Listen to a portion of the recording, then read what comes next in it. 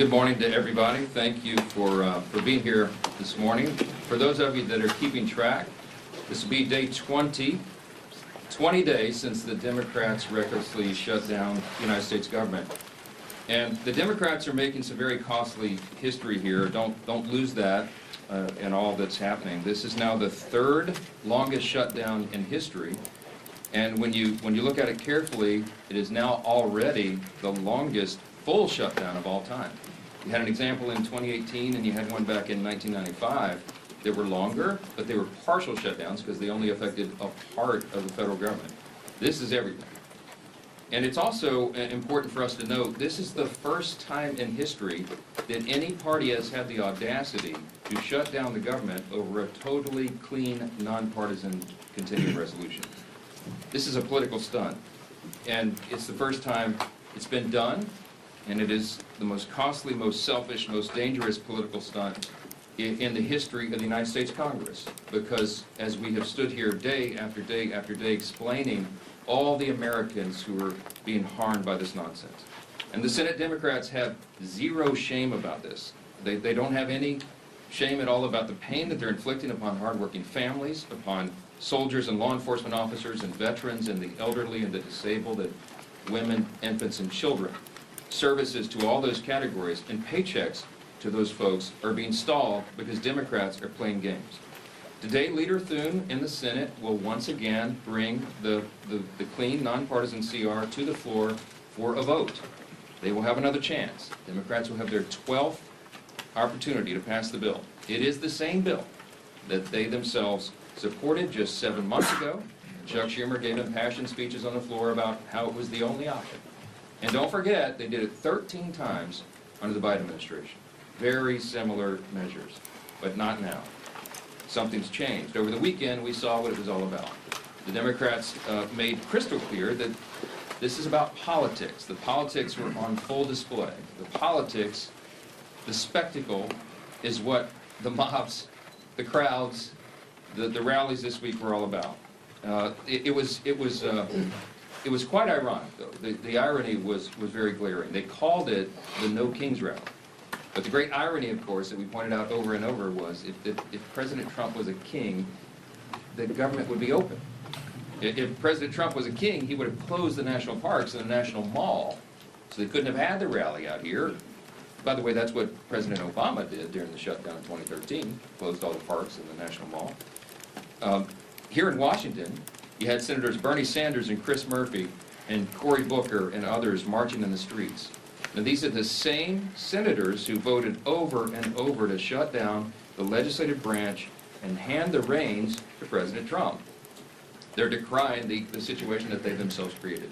This has always been about the spectacle. Chuck Schumer himself joined the spectacle in New York City. And it's interesting to note his activities there. He was standing side by side some of the most radical groups that maybe ever assembled on U.S. soil. They openly advertised as co-sponsors of the event in New York City. The Communist Party USA, the Democrat Socialist of America, the Freedom Socialist Party, the Young Communist League of New York, many others. Do we need any further evidence? They're not hiding this. They're out in the open. They're not shy about it.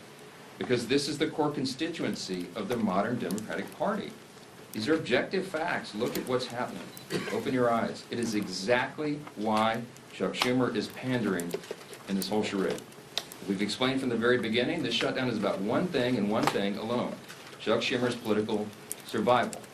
Now, I noted on Friday the lead organizer of the rallies this weekend issued an open threat to Democrats. Quote, "The cavalry is coming in on October 18th, and they're either going to be celebrating with you, or they're going to be calling for new leadership." Now that's a direct threat to Chuck Schumer, and he heard the message. So did Hakeem Jeffries in the House. And that's why neither of them were here doing their jobs. Instead, they were out in New York and California. They were catering to the same radical base that is just days away from electing an open Marxist as mayor of New York City. And now that Chuck Schumer has had his spectacle, he's had his big protest against America, this is our plea. We're asking, and I think everybody in this room and everybody watching, listening to our voices this morning should be hoping that he is finally now ready to go to work and end this shutdown and stop inflicting pain on the American people. Republicans, have been working. We are ready. We've been doing this. It's been over a month now. We passed a responsible short-term solution to keep the government open while we just simply finish our work to fund the government openly and transparently, and Republicans are completely united on that front. On the other side, Democrats can't even agree amongst themselves. You got different subgroups among them. You've got a few reasonable Democrats who know shutdowns hurt the people, and they've already voted for our bill. They want to keep the government open. Then you've got others desperate to prop up the failures of Obamacare with no reforms whatsoever to make the program more affordable. That's what we're fighting for. And you've got AOC calling for her own negotiations on live TV, and you've got Chuck Schumer and Hakeem Jeffries still unable to articulate what it is they need to reopen the government. It illustrates the point once again. This was never about a solution. It was about creating an issue. Now that Democrats have had their protest and publicity stunts, I just pray that they come to their senses and end this shutdown and reopen the government this week. Republicans are waiting. The American people are waiting. And we are ready to act.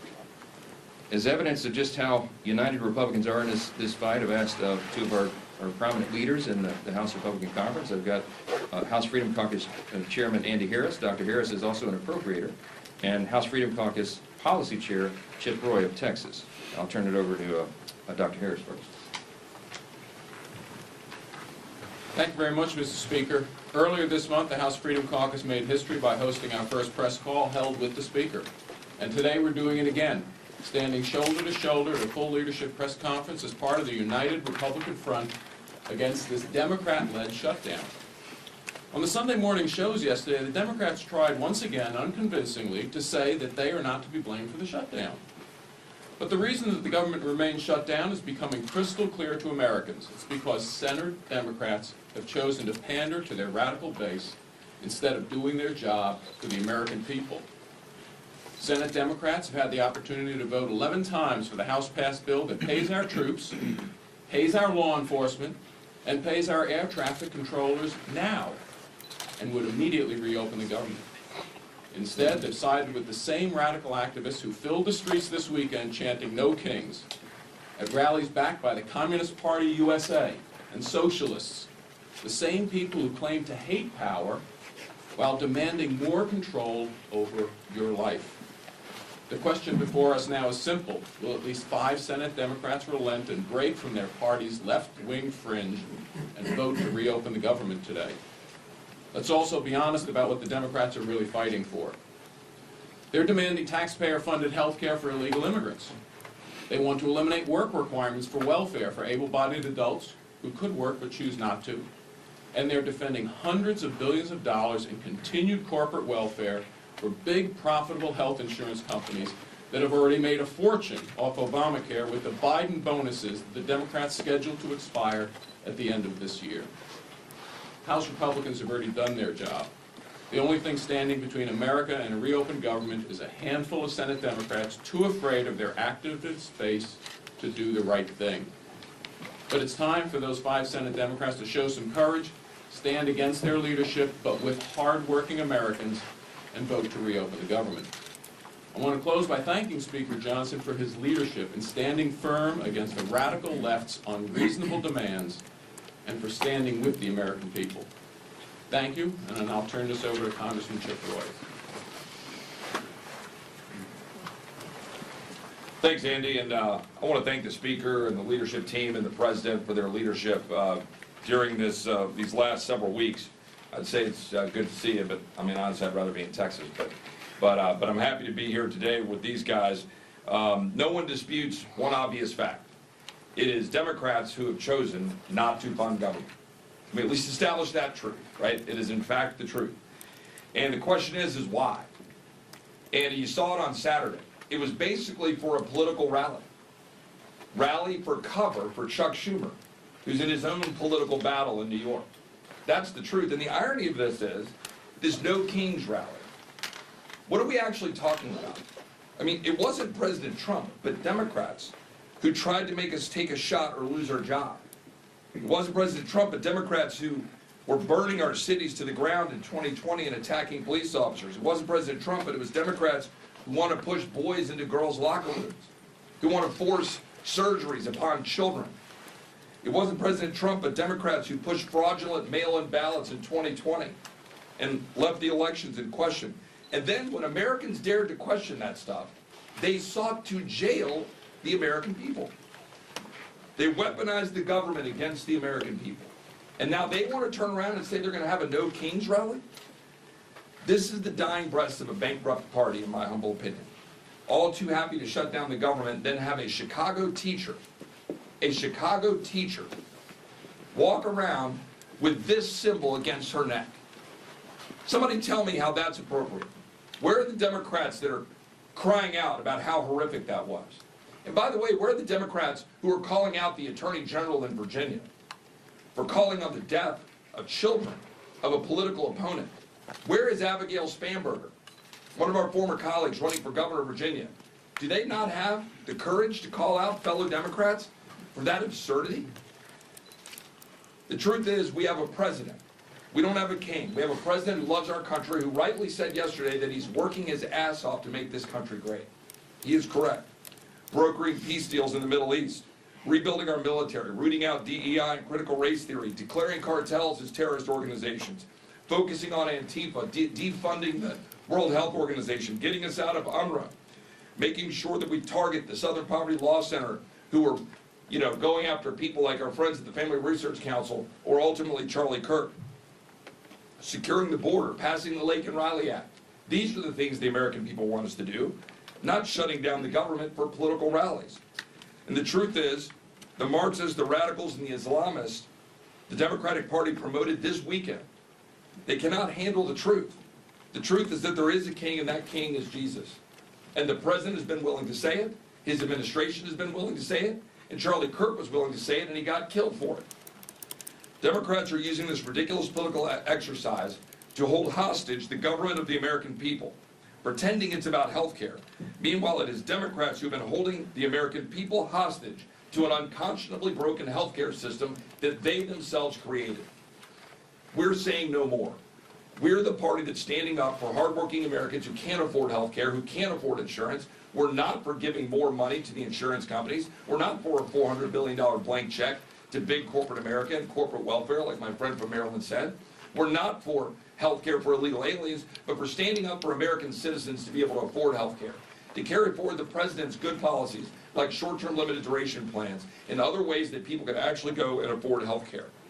We're for law and order. We're not for hate-filled lawlessness. We're for common sense, not radical surgeries on our children without parental consent to say a boy can be a girl. We're for the message of hope, hope born in the freedom of those who fought to give it to us through their blood, and also through the blood of our Savior, Jesus Christ. Republicans are working to make America great again. Democrats have been trying to run out the clock. And for Hakeem and Chuck, their time is up. Turn it over to Steve. Thank you, Chip. Well, you can see Republicans are united strongly in working to open the government back up.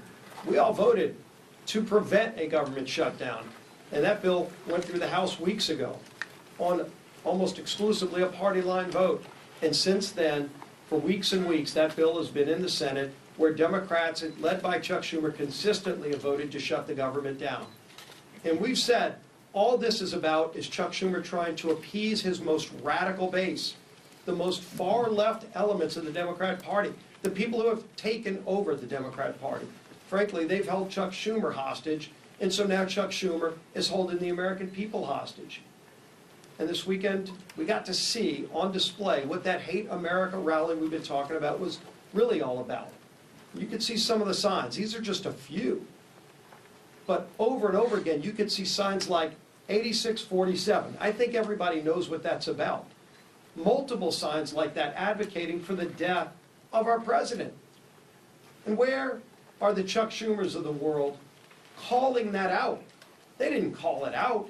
They actually went and celebrated with those people that are advocating for the murder of President Trump and other Republicans. It's insanity. Yet that's where the Democrat Party in Washington has gone. Most Democrats around the country don't buy into that far-left radical socialist base that Chuck Schumer's catering to. And that's why so many are walking away from that party. But in the meantime, that's who is controlling the Democrat Party here in the United States Senate. and in Congress. And that's why we continue to be at this stalemate. Not because there's some ability for us to come together and find a common ground. We've been trying. We had a provision in the working families tax cut that would have lowered premiums for families, healthcare premiums, by 11%. It was scored by the Congressional Budget Office to do that. 11% reduction in premiums for families. And you might ask, well, why is that not law of the land? Because it passed the House. But when it got over to the Senate, it was Senate Democrats who went to the parliamentarian and fought to get that provision removed because they don't care about lowering premiums for families. They really don't, and they showed it over and over again. What do they care about? They care about catering to the most radical elements of their base. You could see the sponsors, and it's been mentioned before, the Communist Party of America, the Socialist Party. Well, that's who's taken over the Democrat Party. It's not who America is. America is not a socialist nation. It's surely not a communist nation. But the Democrat Party here in Washington is trying to pull the country down that rat hole. We've seen it over and over again. That experiment's been tried time and time again, and you can go look at the scrap heap of history to see other countries where it's failed. Why won't they go protest over in those countries and just be a part of those countries where it's already failed? But they come here and they lie about our president. They call him a king, where ironically, they're also advocating for the death of that democratically elected president. And so you've got to see it all on full display. And hopefully that's what Chuck Schumer needed to go through to show them that he's still keeping the government shut down to appease that group. But now that rally is over. And the pain that he has inflicted on American families continues. It's time for Chuck Schumer to end the pain he's inflicting on millions of American families. And finally, vote. Just 5 Senate Democrats need to come together to vote to open this government back up again. We still have big differences, and we'll be negotiating our differences in the weeks ahead. But it's time he releases the American people from this crazy experiment. With that, bring up our whip, Tom Emmer.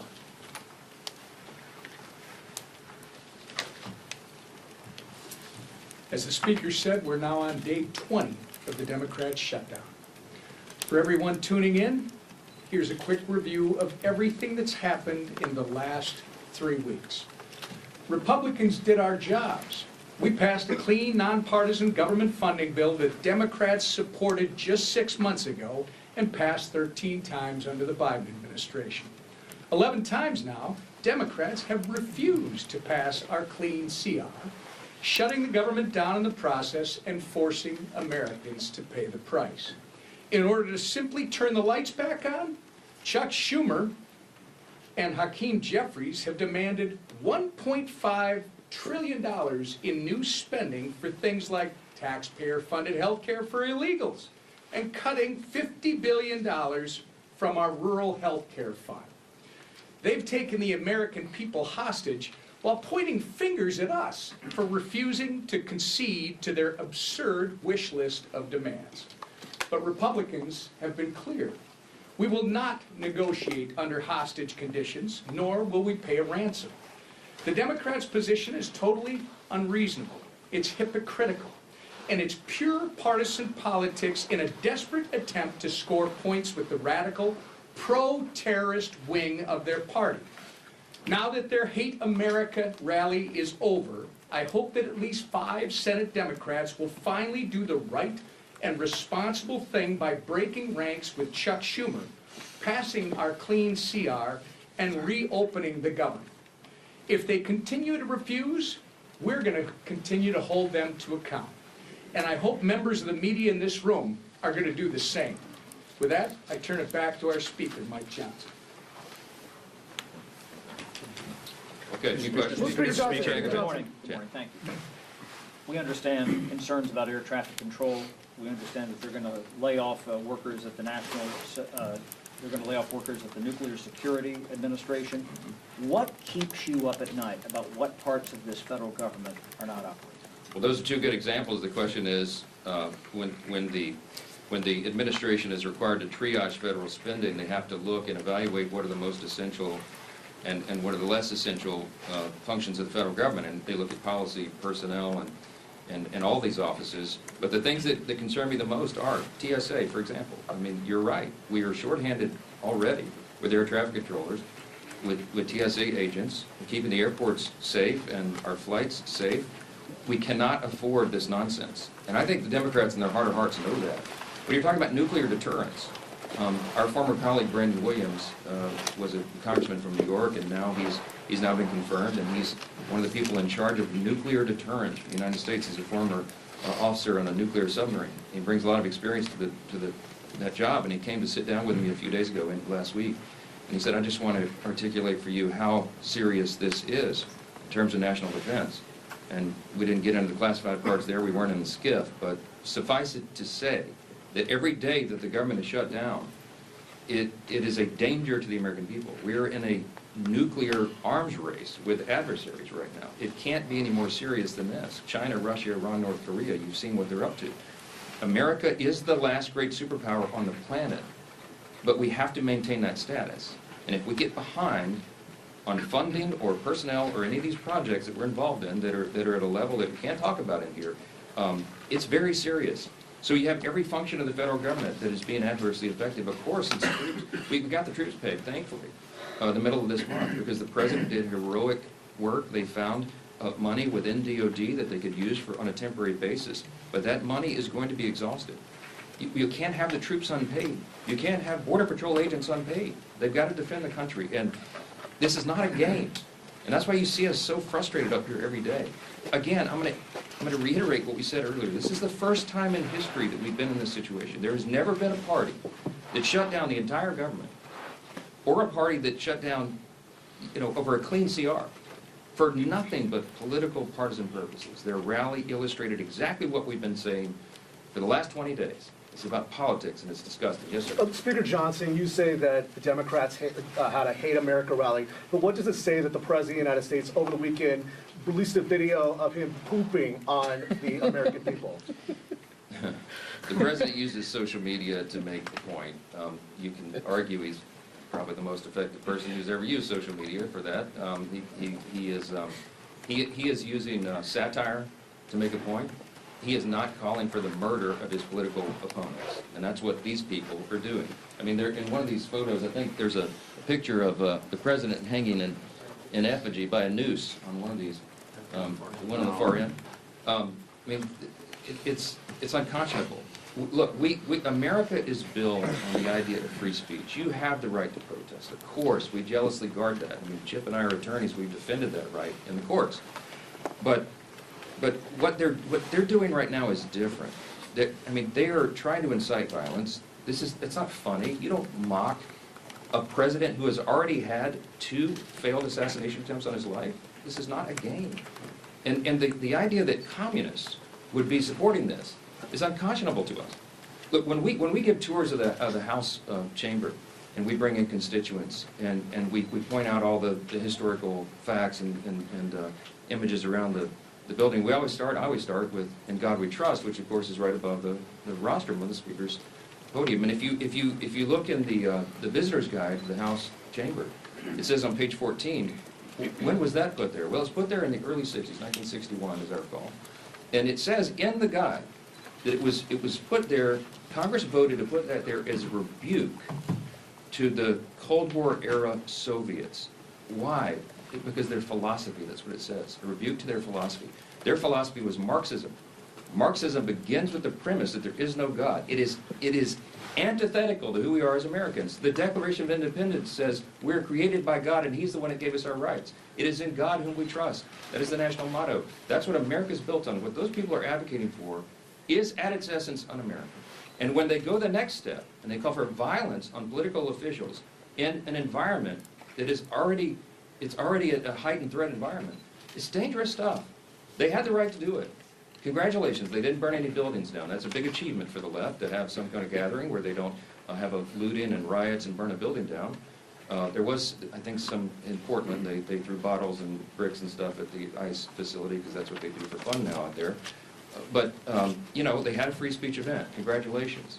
But you need to look past that and look at what it is they're advocating for openly, and it's really scary stuff. Yes, Mr. Second Speaker, President. Mr. Speaker, we know Senate. I was actually pointing to her. I don't Okay. think you've asked a question before. Go ahead. Hi, Oriana with Notice. It's Arizona Attorney General Chris Mays said over the weekend that she plans to file a lawsuit against you for not swearing Adelita Grijalva. Have you or your office spoken to her in the last couple of days about that, and what's your response to that? Oh, my goodness. Okay, yes, so there, yet another Democrat politician from Arizona is trying to get national publicity. So now it's the state AG who's going to sue me because Grijalva is not, Rep-elect Grijalva is not yet sworn in. Let me go through this again for you, and I have some updates. First of all, I'm following the Pelosi precedent. I was on some of the Sunday shows and was asked about this because this is all they have to talk about right now. When Julia Letlow was elected under very similar circumstances to fill the seat of her deceased husband, who passed away tragically by COVID, Nancy Pelosi, Speaker Pelosi at the time, took 25 days to administer the oath of office to her. It wasn't just Julia. The Pelosi precedent extends even further because when Pat Ryan and Joe Sempolinski were elected, during an August recess, they waited 21 days to administer the oath to those two rep-elects because they were not in session. We are not in legislative session. The chronology is important. Rep. Grijalva won her race in, I think it was the last week of September, after we had already gone out of session. So I will administer the oath to her, I hope on the first day we come back, legislative session. I'm willing and anxious to do that. In the meantime, instead of doing TikTok videos, she should be serving her constituents. She could be taking their calls. She could be directing them, trying to help them through the crisis that the Democrats have created by shutting down the government. Oh, and by the way, I also did find out this little tidbit that should be interesting to you. When a rep-elect comes in on a special election in particular, it is up to the leaders of her party, his or her party in the House, to give them guidance and direction. One of the first things they do is reach out, what we do, is reach out, majority leader, or reaches out to the rep-elect and says, hey, welcome, congratulations, here's all the things you need to do, here's the office of the chief administrative officer of the House, and they will help you get all of your computers set up and your passwords and all the rest.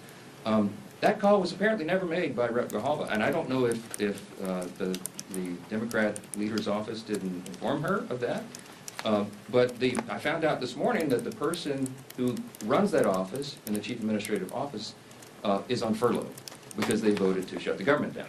And so that person didn't reach out affirmatively, but now it's been sorted out, and I'm told they're going to her office today because she made a TikTok video saying that she couldn't use her computers. Well, she'll be able to use her computers now. Okay, she has 16 staffers. They need to be taking calls. They need to be helping their constituents, just as Republicans are out in their districts right now, helping them navigate the chaos that is created by Democrats who are playing political games. Are we not fast approaching the point where this CR doesn't buy you time for appropriations? Well, I would defer to my appropriator buddy up here, but here's the thing. The appropriators have been doing great work. They're continuing to work. Even during the shutdown, they're working individually and on their subcommittees and among themselves and even across the aisle to get the next batch of appropriation bills ready for passage. Is the time eroding quickly? Yes. Is it dangerous for them to shut the government down right now? Yes, because we have very pressing matters that we need to handle, but we can't do it when the Senate is stalling all of that, stopping it. We passed 12 separate appropriations bills through the House committee. They've done their work. 3 of them off the House floor. 3 bills off the Senate floor. They don't match up exactly, so we're going to conference committee on that. We have to finish that process. We have to rebuild the muscle memory for regular order, because that is how we serve as good stewards of the American taxpayers. We're anxious to do that. We hope the Democrats will see the light. We hope that you will ask them the tough questions this week. Why in the heck are you doing this? What is the point? What is the purpose? And don't let them say it's about Obamacare subsidies, because that was always going to be the subject of debate internally and across the aisle between the caucuses and amongst everybody in the month of October. And they are now eating up the clock for us to have the thoughtful debate about reforms and things that might be necessary if indeed that's going to be extended. So it's on them. You need to ask them the tough questions. We're here to do the work. We'll continue to do it. Thank you all. Thank you. Good work, Mark.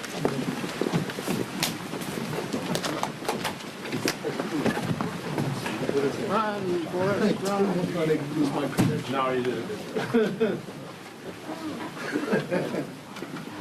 Honestly, so little happens. Yeah. And that was the most interesting.